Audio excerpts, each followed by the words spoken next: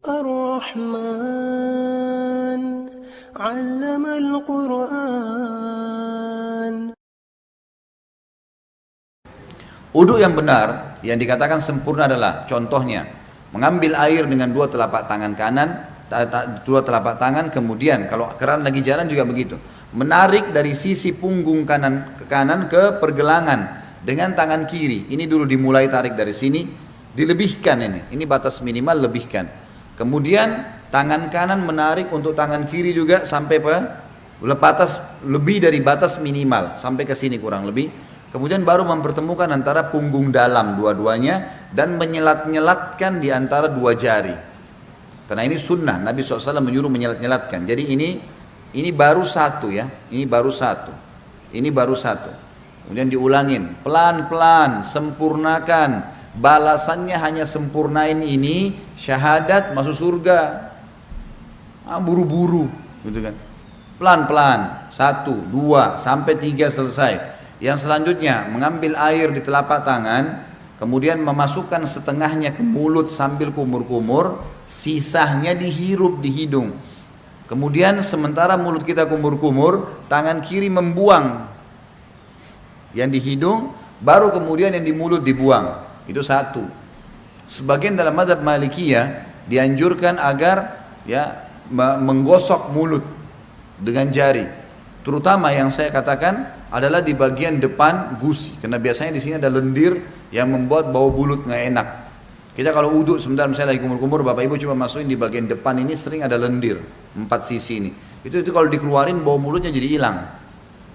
Itu dianjurkan. Sebagian juga ulama mengatakan dianjurkan kumur-kumur maksimal, karena ada hadis yang lain berbunyi, tidak ada seorang umatku, tidak ada seseorang pun dari kalian berwudu seperti wuduku ini, Nabi SAW praktikin, kecuali akan berjatuhan semua dosa-dosanya bersamaan dengan tetesan air terakhir. Termasuk di sini kumur-kumur dimaksimalin supaya dosa mulutnya jatuh semuanya, gitu kan. Kemudian wajah, ini tentu 3 kali diambil, dimasukkan di mulut sambil kumur-kumur, lalu sisanya dihirup, dibuang dengan tangan kiri. 1, 2, 3. Setelah itu mengambil air dengan 2 telapak tangan, kemudian dari awal tumbuhnya rambut sampai 2 jari di bawah dagu, dari awal kuping kanan dengan kuping kiri, dimasukkan di wajah, kemudian diputar. Ini 1, gitu kan. Kemudian 2, ini semuanya kena, dan seterusnya 3. Bagi teman-teman yang berjenggot tentu diselat-selatkan, sunnahnya begitu. Diselatkan jari di antara jenggotnya, sebagaimana mungkin kalau jenggot seperti saya mungkin dimasukkan begitu.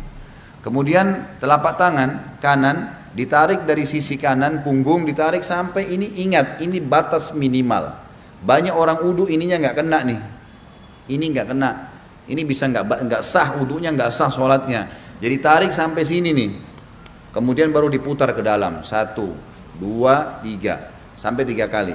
Kalau misal air kerannya di atas, ngalir di keran, dan kita mau tarik dari atas boleh, tarik di atas batas minimal, ya.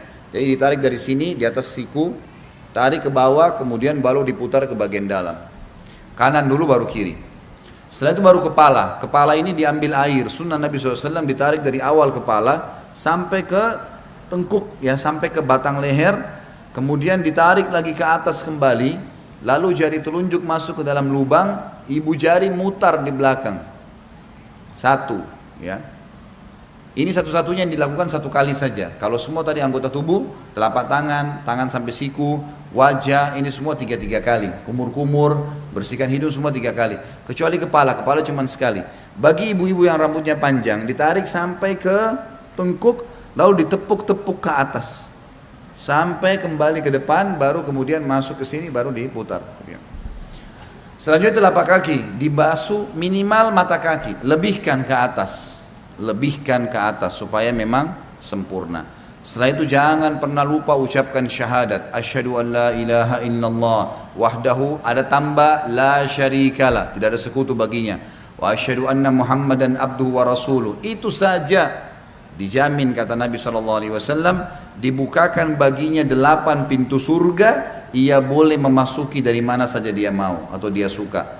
Di dalam hadis yang lain disebutkan bahwasanya Nabi SAW bersabda, riwayat Imam Tirmidzi, siapa yang membaca setelah syahadat Allahumma ja'alni minat tawwabina sebaiknya dia membaca setelah syahadat, Allahumma ja'alni minat tawwabina waj'alni minal mutatahhirin.